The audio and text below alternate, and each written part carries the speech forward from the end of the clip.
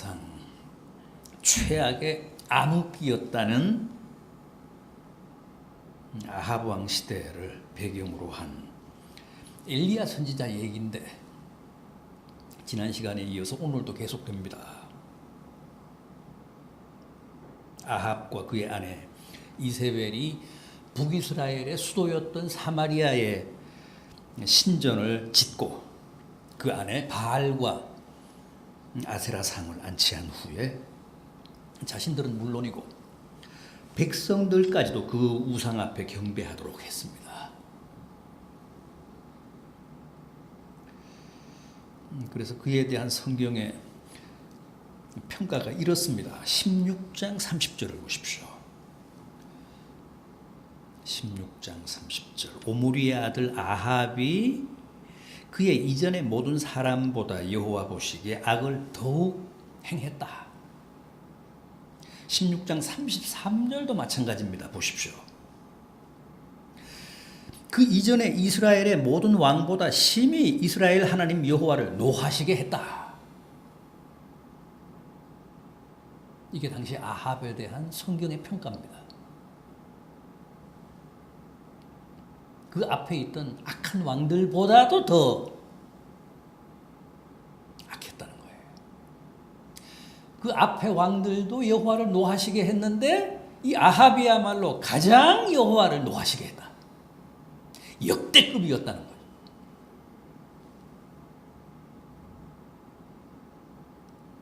그래서 하나님이 아합 왕에게 뭐라고 하셨습니까? 이 17장 1절을 보면 수년간 비도 이슬도 오지 않을 것이다.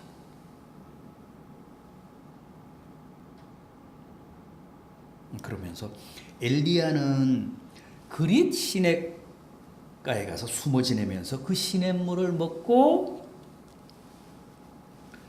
또 거기서 아침 저녁으로 까마귀가 물어다 주는 떡과 고기를 먹으며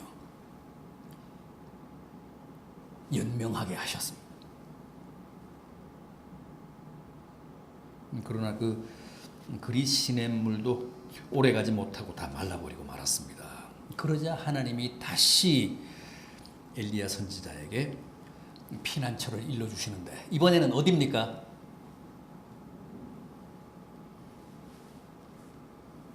오늘 우리가 함께 본 본문 9절을 보십시오. 시돈에 속한 사르밧으로 가서 거기 머물라. 시돈이 어디죠? 16장 31절을 보십시오. 16장 31절 느밧의 아들 여로보암의 죄를 따라 행하는 것을 오히려 가볍게 여기며 시돈 사람의 왕 엣바알의 딸 이세벨을 아내로 삼고 시돈은 이스라엘이 아닌 이방일 뿐 아니라 아합 왕의 아내 이세벨의 친정입니다. 친정이 있는 곳입니다. 그러니까 바알과 아세라의 성지.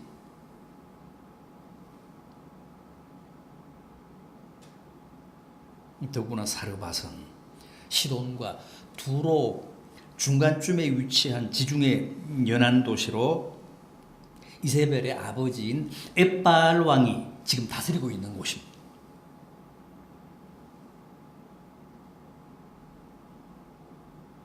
하나님이 아합과 이세벨의 위협을 피해 도리어 엘리야 선지자를 이세벨의 고향 가장 깊숙한 곳으로 피신하게 하신 겁니다.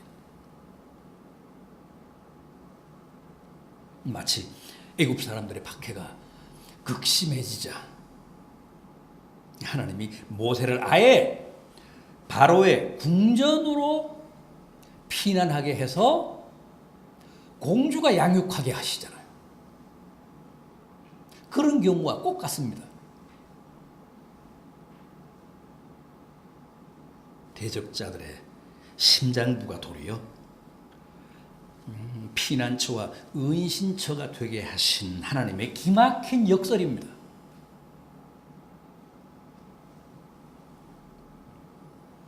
아무튼 엘리야는 하나님의 분부대로 이방 사르밧으로 가는데 본문 구절을 보면 하나님이 그곳 과부에게 명령하여 내게 음식을 주게 하였느니라 그러십니다. 엘리야가 먼 길을 여행해서 드디어 시돈의 사르밧에 이르렀고 그 성문에서 하나님이 일러주신 예의 그 과부와 만납니다. 해후합니다. 그때 그 여인은 나뭇가지를 줍고 있었는데 일단 엘리야가 접근을 해서 조심스럽게 물 한 그릇을 청합니다. 그리고 11절을 보면 다시 내게 떡 한 조각을 가져오라. 처음에는 물을 청하고 그 다음에는 떡을 청합니다. 그때 그 여인이 뭐라고 합니까? 본문 12절을 보십시오. 그가 이르되 당신의 하나님 여호와께서 살아계심을 두고 맹세하노니 나는 떡이 없고 다만 통에 가루 한 움큼과 병에 기름 조금뿐이라. 내가 나뭇가지 둘을 주워다가 나와 내 아들을 위하여 음식을 만들어 먹고 그 후에 죽으리라. 참 딱하고 아주 처절한 얘기입니다. 너무도 가난했던 그 과부는 이제 나무를 구해 마지막 남은 가루 한 줌과 기름 몇 방울로 최후의 만찬을 지어 먹고 자기 아들과 함께 죽으려고 하던 참이었습니다. 굶어 죽으려고 하던 참이었습니다. 그런데 그 마지막 순간에 나그네 한 사람이 나타나서 그 최후의 떡 한 조각마저 자기에게 달라고 하니까 얼마나 기가 막히고 어이가 없습니까? 그래서 자신의 그 절박한 사정과 형편을 한탄하듯이 토로한 겁니다. 이제 나무 주워서 저 가루 한 줌 남은 거 저걸로 떡을 빚어 먹고 아들과 함께 죽으려고 하는데 그걸 당신이 달라고 하느냐?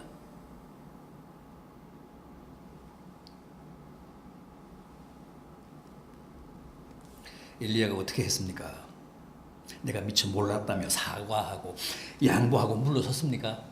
아닙니다. 13절 이하를 보십시오. 엘리야가 그에게 이르되 두려워하지 말고 가서 내 말대로 하려니와 먼저 그것으로 나를 위하여 작은 떡 한 개를 만들어 내게로 가져오고 그 후에 너와 내 아들을 위하여 만들라. 이스라엘의 하나님 여호와의 말씀이 나 여호와가 비를 지면에 내리는 날까지 그 통에 가루가 떨어지지 아니하고 그 병에 기름이 없어지지 아니하리라 하셨느니라.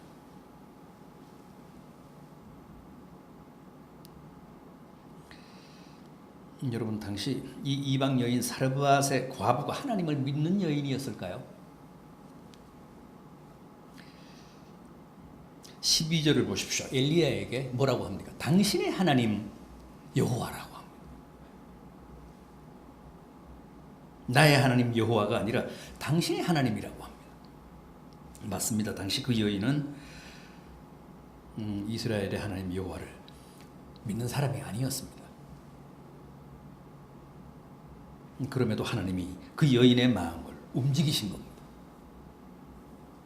9절에서 그랬잖아요. 내가 그곳 과부에게 명령하여 내게 음식을 주게 하겠다.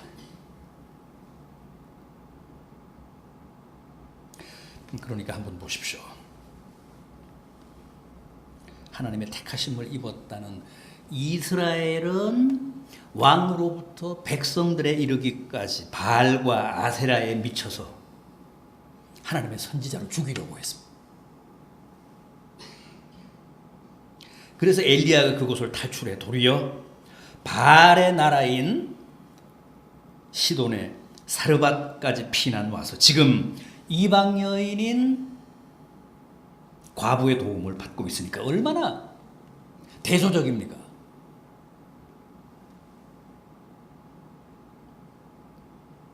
이것은 당시 북이스라엘이 바알의 도성인 사르밧만도 못했다는 뜻입니다. 북이스라엘 사람들이 사르밧 여인의 사르밧의 그 과부만도 못했다는 뜻이에요.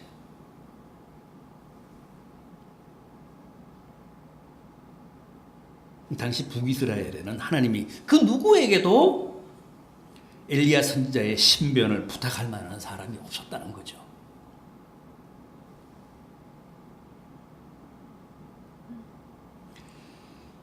여러분, 하나님은 언제든 필요하시면 까마귀도 동원하시고, 안 믿는 이방 여인, 그 중에서도 가장 가난한 사람, 마지막 만찬을 들고 아들과 함께 죽으려고 했던 여인까지도 동원하셔서 우리를 도우십니다.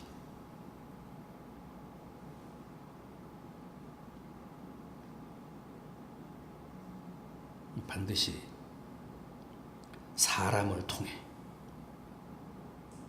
혹은 부자나 가진 자, 힘 있는 자를 통해서만 필요한 도움을 얻게 하시는 게 아닙니다. 때로는 하나님을 모르는 세상 사람들도 움직이셔서 나로 하여금 결정적인 도움을 입게 하십니다.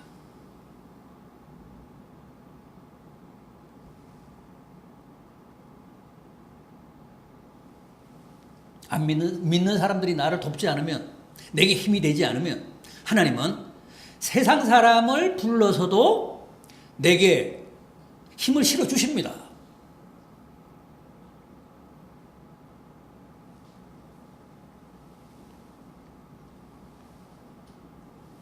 여기 보십시오. 사르밧 여인이 엘리야 선지자의 말에 순종하지 않습니까? 정말 그것은 목숨을 건 모험이었습니다. 그럼에도 그 여인은 14절 말씀을 그대로 믿고 자신의 그 마지막 만찬을 엘리야 선지자에게 양보합니다. 15절 이하를 보십시오. 그가 가서 엘리야의 말대로 하였더니, 엘리야의 말대로 했다는 거예요. 자신과 그 아들이 그거 먹지 않으면 지금 곧 죽을 판인데도 그 엘리야 선지자의 말을 믿고 그대로 했다는 거예요. 그와 엘리야와 그의 식구가 여러 날 먹었으나 여호와께서 엘리야를 통하여 하신 말씀같이 통에 가루가 떨어지지 아니하고 병에 기름이 없어지지 아니하였더라. 하나님의 말씀에 순종하면, 하나님의 말씀에 순종하는 결단을 내리면 누구나 이렇게 기적 같은 하나님의 은혜와 축복을 경험한다는 겁니다.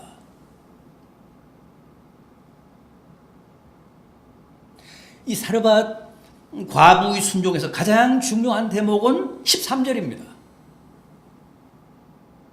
엘리야 선지자가 뭐라고 합니까? 두려워하지 말라. 두려워하지 말고 결단해라. 두려워하지 말고 말씀에 순종해라. 다른 사람 같으면, 보통 사람 같으면 이런 모험하기 힘들잖아요. 엘리야 선지자가 두려워하지 마라, 담대해라, 용기를 가지고 이 말씀 앞에서 결단해라. 뭘요? 뭘 결단하라고 했습니까? 뭘 두려워하지 말라고 했습니까? 먼저 나를 위해 떡을 가져와라. 후에 너와 내 아들을 위해 떡을 만들어라. 먼저 하나님을 위해 하라는 거예요. 먼저 하나님의 나라와 그의 의를 구하라는 거예요. 우리는 이게 안 되잖아요. 하기는 하겠는데 먼저 하기는 어렵습니다. 먼저는 못 하겠습니다. 지금 당장 죽을 판이니까 먼저는 나와 내 아들이 떡 한 조각이라도 먹어야겠습니다. 그 다음에 당신을 위해 떡을 구워드리겠습니다. 이렇게까지는 할 수 있지만 이 여인처럼 먼저 선지자를 위해, 먼저 하나님을 위해, 먼저 하나님의 영광과 하나님의 나라를 위해서 우리가 무언가를 결단하기는 쉽지 않다는 거예요. 그런데 이 사르밧 과부는 그렇게 했어요. 그렇게 했더니 하나님이 다시 지면에 비를 내리시기까지 그 통에 가루가 동나지 않고 그 병에 기름이 마르지 않았다는 거예요.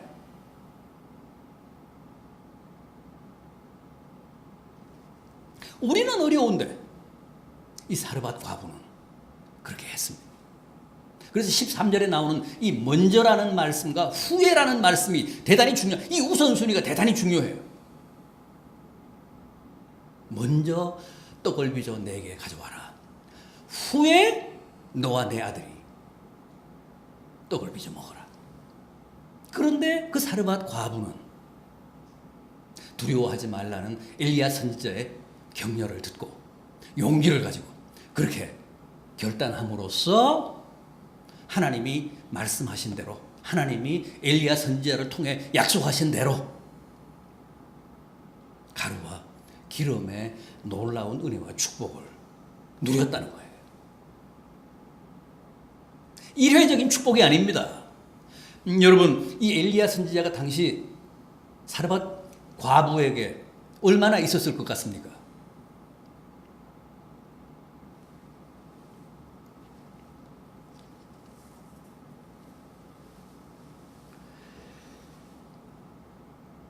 오래 있었습니다. 팔레스틴 일대의 가뭄이 3년 6개월 동안 이어졌습니다. 그런데 그리스 시내가에 피난 가서 좀 있었잖아요. 그 기간을 뺀다고 해도 2년 이상 있었을 것으로 보입니다.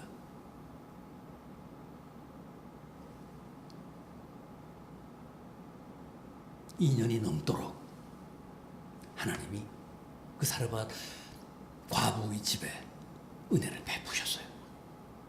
다시 지면에 비가 내리기까지 하나님이 가루와 기름의 축복을 보장하셨다고 하잖아요. 15절도 보면 그의 식구가 여러 날 그렇게 먹었다는 거예요. 2년이 넘었을 겁니다.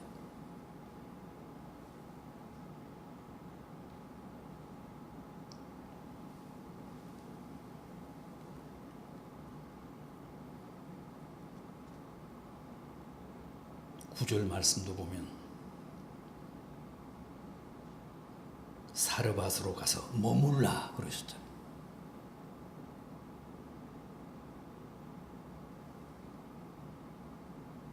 가뭄의 재앙이 지나가기까지 그 사르밧 과부의 집에서 머물라.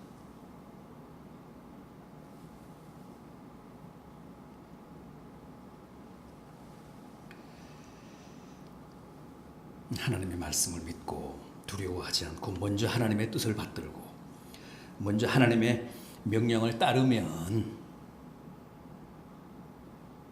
이방의 과부도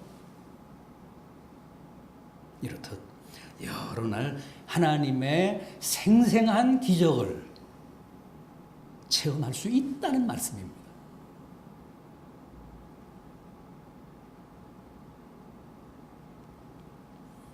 마지막 한 끼 식사를 하고 아들과 함께 죽으려고 했던 사르밧의 가난한 과부가 하나님의 말씀에 순종해서 이렇게 통에 가루가 떨어지지 않고 병에 기름이 마르지 않는 축복을 누렸다는 역사적 사실을 통해서